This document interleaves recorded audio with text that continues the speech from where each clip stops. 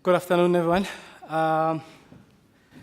Unfortunately, I don't have PowerPoint presentations, but I do have powerful points. Share with you for today. And also making sure that I keep in time. Luckily, I'm also a TEDx fellow, so I did a presentation in just 7 minutes, but it was in a completely different topic, which was more about entrepreneurship. Usually, most people are usually fascinated with this whole idea, me being lucky. I'm saying this because I experienced 5 phases of my life. I was once also stabbed at and shot at. I'm currently living my 3rd life now, and not every one of you in this room have ever had such an experience to live their 3rd life, but I am, luckily.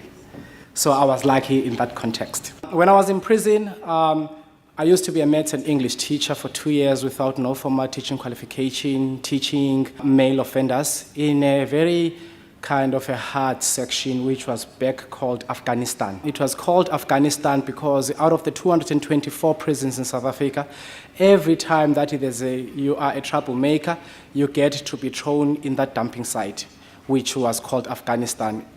And it was a prison facility which is based here at the Western Cape called Brandflay Maximum in Worcester. So if you are a criminal or just a sentenced ex-offender, firstly, you don't want to be placed in that section. Even prison warders, they don't want to work in that section. It's one of the notorious and feared sections. And because I left Posmo with a bad reputation, because I spent 4 years awaiting trial in Posmo, and I became quite a big, high-ranking gang member, and I used to be a big-time smuggler. So I was placed in that section because of my bad reputation. But then I realized something, that these guys are not active in prison gangs, are not abusing drugs just because now they want to. It's because no one believes in them. And there are no programs that are directed towards their own journey of change. So that's when I decided to start a school. So teaching mathematics and English. And one day, one of my students asked me a question in terms of what is it that I can start now that will be relevant in 10 years when I'm released out of prison. But what he didn't knew that day, that somehow he planted a seed in my head. And yes, I could not do anything about it in prison because now I didn't have access to computers and internet. But when I came out of prison, after serving 11 years, I then decided now to do something about it. So which led me to starting a coding initiatives in one of the townships here in Cape Town, which is called Langa. And I also take pride in my work that we've managed now to do something that the whole world is struggling to do, is to have more women in the ICT space. Because in the world, there's only 2% of women representation in the ICT space. And I don't know, it's because of my charms that out of the 90...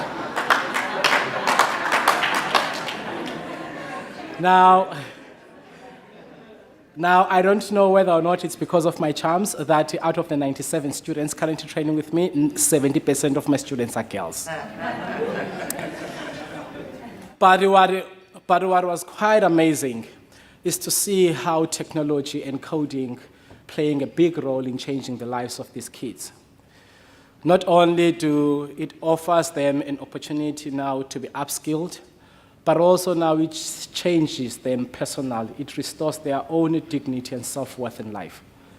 Because now they think differently. They do things differently. But what is most profound is them also looking into doing something magnificent about their lives. I mean, as I said, I survived death twice, so I'm living my 3rd life now. And I also had the privilege now to experience 5 phases of my life, being a student, being a township kid, being a criminal, and being a mentor, and now a game changer. But what I realized about these kids is that we were able now to give them a tool that enables them to dream differently about themselves. A tool that enables them not only now to think of their circumstances as just fate, but having gained control towards their destination. And lastly, I mean, thanks to all these wonderful companies that are around Cape Town. I'm very happy that I'm one of the residents living in Cape Town. I had a privilege to partner with 9 different companies around Cape Town. And last year, we've placed 21 township kids into jobs. And some of these big companies that I'm talking about are companies like Ogilvy in Woodstock, Forefront Systems, Lightsweet Solutions. And they were able to hire 21 of these township kids, and 17 of them are girls.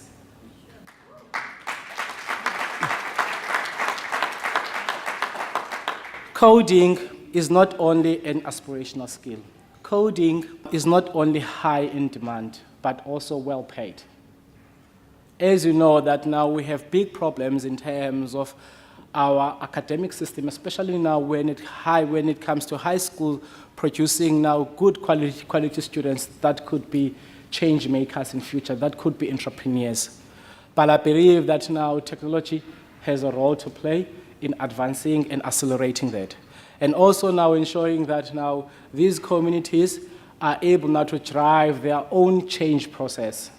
Because with coding, there's so much that you can do. One of the things that I always share with people is that now if you are looking for best entrepreneurs, go source them in prison and also in these communities.